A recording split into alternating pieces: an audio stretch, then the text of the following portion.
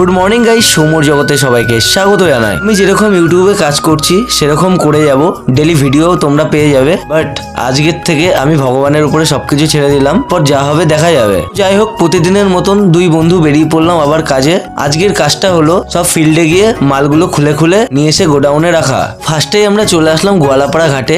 এই ফিল্ডে কিছু মাল আছে, এইগুলো খুলে নিয়ে গাড়িতে লোড করব, তারপরে যেতে হবে অন্য জায়গায়। ফাইনালি আমাদের গাড়িতে মালটা লোড করা হয়ে গেছে। এখন চলো অন্য জায়গায় যাওয়া যাক।